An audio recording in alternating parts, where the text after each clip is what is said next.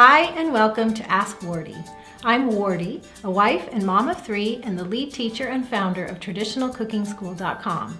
I'm also the author of The Complete Idiot's Guide to Fermenting Foods.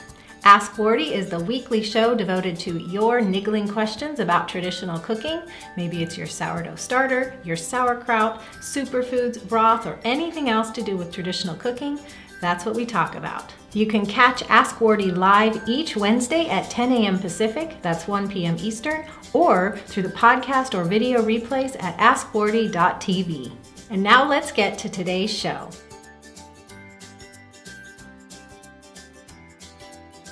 Well, I just want to welcome everyone to Ask Wardee. This is episode 29, and this is the weekly show where I answer your questions about traditional cooking. We have a great question from Susan today about quinoa and stomach aches, and I'll get to that in a minute. First, I want to welcome those of you who are live with me on Periscope or Facebook Live, those who are checking out the replay, and even those who are coming down later down the line via iTunes or YouTube. If you're coming in later, there are complete show notes, video replay, and podcasts created for you at tradcookschool.com/AW029. So be sure to check that out, because then any links I mentioned, or if you want to reference the material I'm sharing, you can go right to that post. Again, that's tradcookschool.com/AW029. If you're with me live, it's not there yet, but it will be within 24 hours. So my time at least, Thursday by 6 a.m. Pacific. And so hello everyone. As I cover today's topic, please feel free to be liberal with the hearts or sharing or your comments. It means a lot to me, and I want to be sure to address Susan's question well, but if you have questions or comments about it, just pepper those comments in, and I at least will attend to the ones that I can while we're going, but definitely later on. All right, so here we go. I want to read to you Susan's question. It is about quinoa. Let me take a poll here who's live with me. Have you eaten or seen quinoa before? And are you aware quinoa? In fact, I'll show you a picture. I brought some here. So we've got a thumbs up, great, and a whole bunch of yeses, great. So this is white quinoa, this is black quinoa. If you can see on the video here, they're very tiny seeds. They're used so often in gluten-free cooking. They are just little pearls, and when you cook them, they actually get this spiral thing that kind of pops off in a spiral. I think it's so pretty, but they're very, very tiny. They're not actually a grain, although they're used kind of as a grain, as an alternative to gluten-free, as an alternative to gluten grains. But it's not technically a grain, it's considered a seed. And most often you might see white quinoa. We do some black as well. And I like to mix it a lot. So I'll do a pot of quinoa where I have some of each. And they are very, very tiny. And we're going to talk about Susan's issue because quinoa in particular can cause stomach aches. And so it's really important to prepare it correctly. All right, here's Susan's question. She says, I think I finally have a question to ask. I've eaten quinoa twice and developed severe abdominal pain afterward. I didn't make the connection until today when it happened again. Before, I always had something else to blame it on. I ran an internet search, and apparently it's a common problem. I've been working in your traditional practices for a few years now, and my family actually prefers to eat at home because we feel better, which is awesome. Now the question, will rinsing the quinoa be enough to get rid of the saponins, or should I soak it overnight with vinegar water before preparing? Can you think of anything else? I love the taste. The taste is awesome. And health benefits, but the hours of knotting abdominal pain is so intense I'm afraid to keep trying it. Thank you for all you've shared and all that you do. Your information has truly transformed our lives, and I continue to forward your site to others. You've been a blessing. Susan, thank you so much. You are a blessing to me. I feel so badly about the intense abdominal pain that you're experiencing. It is definitely from the saponins. Thank you so much, Amy, for the amen in the comments. So first, let's just back up. Let's talk about why you might get a stomach ache from quinoa. I know you did some Google searching, so you've already found the answer, but let's just go over it. So here's why you get a stomach ache from quinoa. Quinoa has this fibrous outer coating called saponin. It's bitter. It's like a natural pesticide, actually. So that's makes quinoa so amazing where it's grown. It can be grown fairly pest-free because it's like it has its own natural pesticide. So that's great for growing quinoa, but it's not so great for us because it can really wreak havoc on our digestive system. You can get a stomachache from the saponin, it's called, because it irritates your digestive system, plus it just tastes bitter. So therefore, let's move into the solutions that you've proposed, rinsing and soaking. Let's discuss those. Therefore, quinoa should always be rinsed. It should be rinsed. And rinsing is a very simple way to rinse away that saponin coating. So all you're going to do is you're going to take your quinoa and you're going to put it in a fine mesh sieve or strainer, and as you saw, those little seeds are very tiny, so it does have to be a fine mesh, and it's very simple to rinse it. Cold, hard running water for 2 minutes, and move it around so you make sure that all the quinoa gets in contact with the cold running water, so at least 2 minutes. You could do more if it was a big batch, but that's the rinsing, and the rinsing will rinse just that hard running water contact, and flushing through will rinse the saponin off the seeds. So it's really important that you do that. It can make a huge difference. Not only will you get that saponin out that's wreaking havoc with your digestive system, you will also rinse away that bitter taste. Now, I know that you said you love the taste of quinoa, and I have had quinoa that's not rinsed, and it still tastes great. So it's not heavily bitter, but just a little bit bitter, so that if you rinse it, I think you will notice the difference. In the comments, someone's asking, do you need to sprout it before? You can sprout it, you don't need to. But sprouting would start with rinsing. You would rinse it, then you would soak overnight or 12 hours, and then you would drain, and then you would sprout it. But you do not need to sprout it. We're just talking the minimum preparation here, which is rinsing. Now, the second part, I also wanted to say that if you purchase quinoa, some brands are pre-washed, but my experience has been purchasing quinoa in bulk that it's not pre-washed. It's pretty much coming right from the farm, and so we need to pre-rinse it or pre-wash it. But if you're buying it packaged in small packages and it says pre-washed or pre-rinsed, then you don't need to do that. All right, so that was the first point. Quinoa should be rinsed. It's going to rinse away the saponin, it's going to rinse away the bitterness and the saponin that's going to wreak havoc on your digestive system that is causing you that intense abdominal cramping. It's not a guarantee, but it's probably the likely culprit. All right, the second part of what I recommend for quinoa is what I recommend for all seeds, which is quinoa, like all seeds, nuts, or grains, should be soaked. So first you rinse it, then you soak it. And soaking is very easy too. And the reason it's a good idea to do this is so you get the maximum nutrition and digestibility from any of the seeds you're eating. Quinoa is a seed, or it's called we often think of it as a grain because it's a gluten grain replacement, but it's really a pseudo grain / seed. But it's the same thing we do with nuts or other seeds like sunflower seeds or pumpkin seeds. It's the same thing we do with beans. It's the same thing we do with other grains. You soak.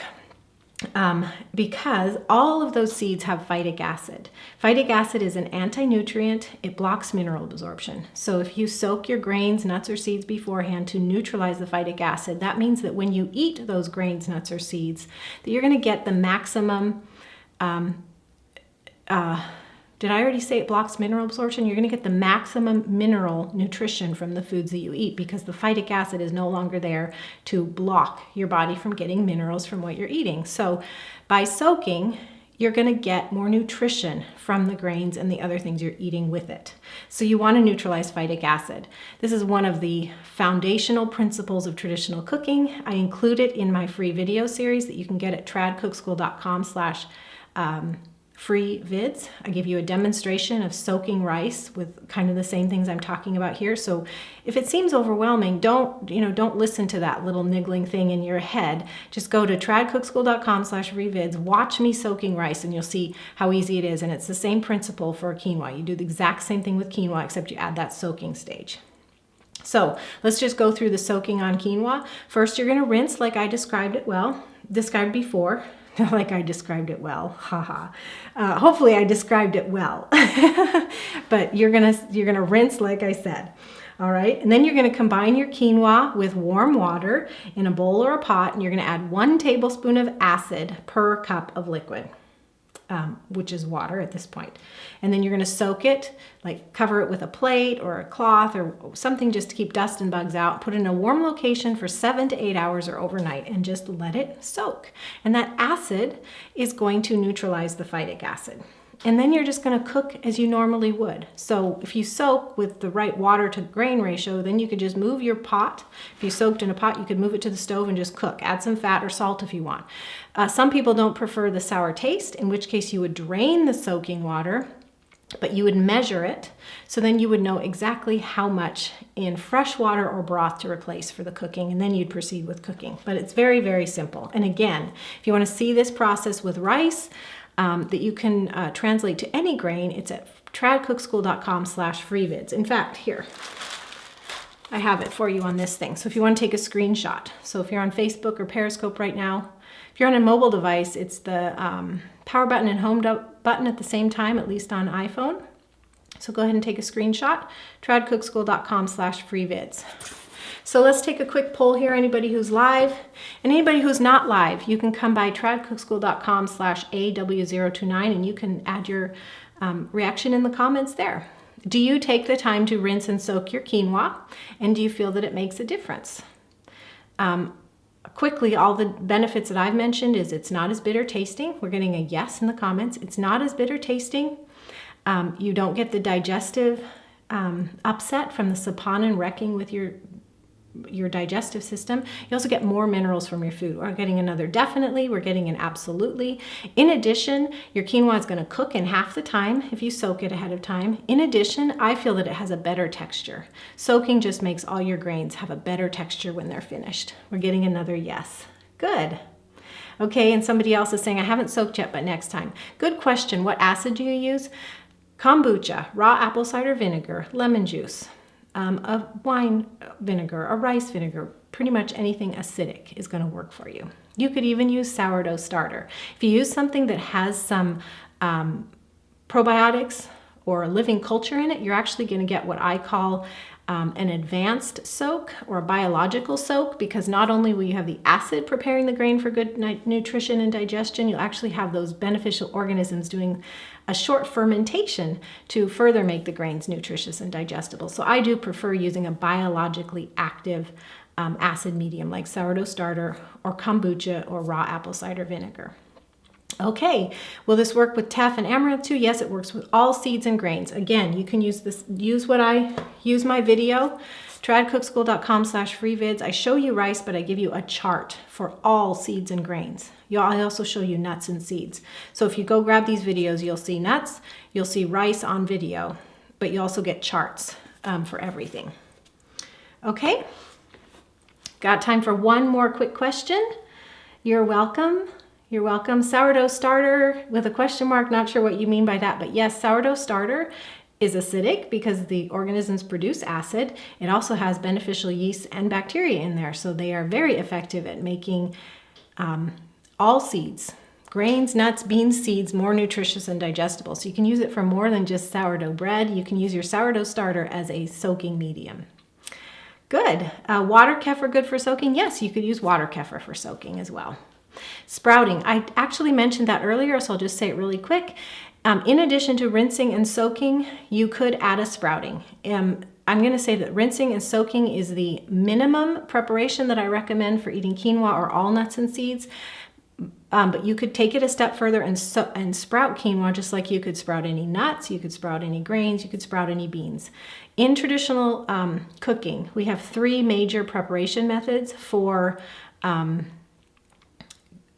seeds, grains, beans, nuts, or seeds. So you have soaking, you have sprouting, and you have sourdough.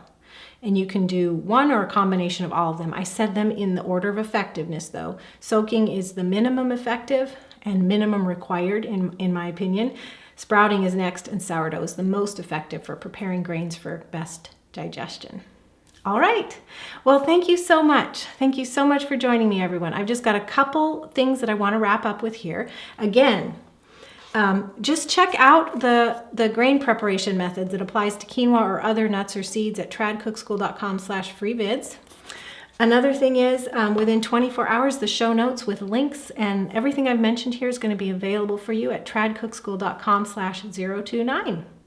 And if you have other comments or you want to reply with your experience with rinsing or soaking quinoa, please do it there. And Susan, I just want to wrap up by saying this was your question. You're the one who was saying you get an intense stomach ache from quinoa. So I really do think that the rinsing and soaking is going to help you. And I'd love to hear from you if it does or does not. If you continue to have a stomach ache, it's possible there's another allergy or sensitivity involved, but it's definitely worth trying to rinse and soak and see if that eases the abdominal pain. All right, well, thank you all and God bless you. Thanks so much for coming today. It's been fun. Here's what to do next. Ask Wardee wouldn't be possible without your questions, so please keep them coming. If you're on Twitter, you can tweet me. Use the handle @TradCookSchool with your question and include the hashtag AskWardee. Or you can email me, wardee@askwardee.tv. To get the show notes, links I mentioned, or even to catch up on past episodes, just go to askwardee.tv.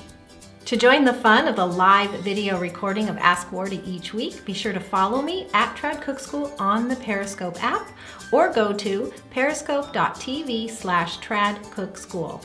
We're live every Wednesday at 10 a.m. Pacific, that's 1 p.m. Eastern. And finally, you can subscribe to Ask Wardee as a podcast using iTunes, the podcast app, or Stitcher. If you're on a mobile device, just search for Ask Wardee right in the app. If you're on a desktop or laptop, just go to tradcookschool.com/awitunes for Ask Wardee iTunes. And while you're there, please leave a rating or review. I love to read your comments, and your feedback helps others who are interested in traditional cooking find my podcast too. Thanks so much, and I'll see you next week.